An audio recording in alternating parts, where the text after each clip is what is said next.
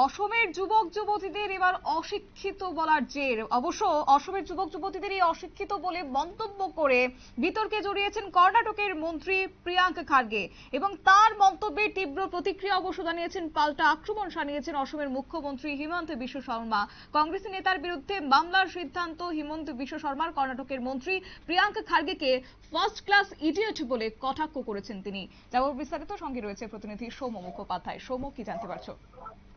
দেখো, সম্প্রতি একটি সাক্ষাৎকারে কংগ্রেসের সর্বভারতীয় সভাপতি মল্লিকার্জুন খার্গের ছেলে এবং কর্ণাটকের পঞ্চায়েত মন্ত্রী প্রিয়াঙ্ক খার্গে একটি মন্তব্য করেন, যে তিনি সেখানে বলেন যে অসমের যুবক যুবতীরা কেউ শিক্ষিত নয়, তারা বেশিরভাগটাই অশিক্ষিত।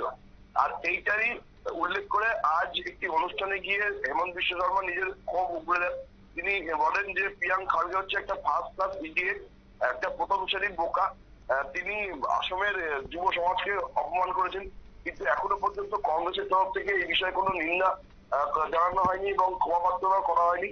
তাই আমরা সিদ্ধান্ত নিয়েছি যে কর্ণাটকের পঞ্চায়েত মন্ত্রী প্রিয়াঙ্ক খার্গের বিরুদ্ধে একটা মামলা দায়ের করব, কারণ তিনি অসমের যে সম্বন্ধে মন্তব্য করেছেন এটা গোটা অসমের যুব সমাজের অপমান। এই অপমান আমরা কোনোভাবেই মেনে নেবো না।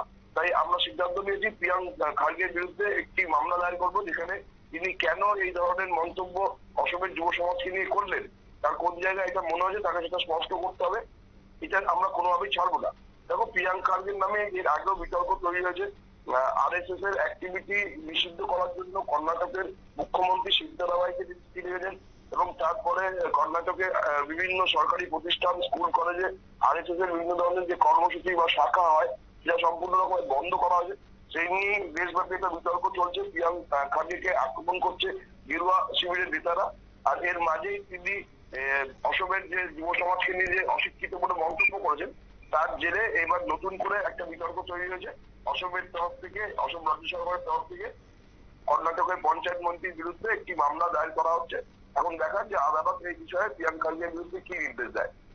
অবশ্যই তাই। তবে এই ক্ষেত্রে এই ঘটনা কিংবা এই বিষয়ের প্রভাব কি আসন্ন নির্বাচনে পড়তে পারে? যেহেতু সামনেই রয়েছে অসমের নির্বাচন, সেই জায়গা থেকে বিজেপি এবং কংগ্রেস দুই দলের রাজ্যভিত্তিক ভাবমূর্তিতে কি কোনো রকমের প্রভাব পড়তে পারে বলে মনে করছো?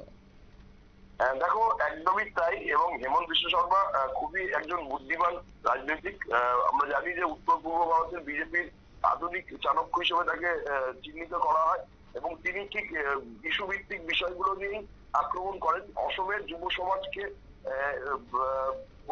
বা নতুন যারা ভোটার আছে তাদেরকে প্রভাবিত করার জন্য বিভিন্ন ধরনের প্রকল্প চালু করেছেন। আজকেই আমরা দেখেছি যে নিযুত ময়না বলে যে প্রকল্পটা চালু হয়েছে, তার মাধ্যমে 3.5 লক্ষ ছাত্রীকে চেক তুলে দেওয়া হয়েছে, আর্থিক সাহায্য করা হয়েছে উচ্চশিক্ষার জন্য। আর পাশাপাশি তিনি এই যে যুবক যুবতীদের অশিক্ষিত বলেছেন, এই বিষয়টি তুলে ধরে অসমের যে নতুন ভোটার আছে তাদেরকে একটা প্রভাবিত করার চেষ্টা করছে। এবং এই জন্য তিনি যে মামলা করবে বলেছেন, এটা নিয়ে তিনি একটা বড় পদক্ষেপ নেবেন বলে ইঙ্গিত আজকে দিয়েছেন।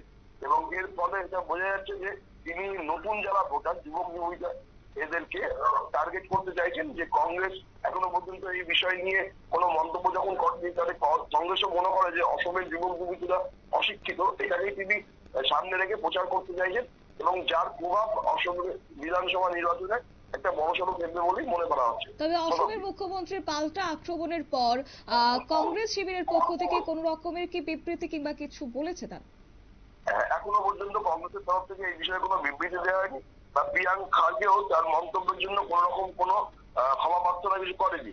ফলে একটা বল কিন্তু বর্তমানে বিজেপির প্রতিই রয়েছে।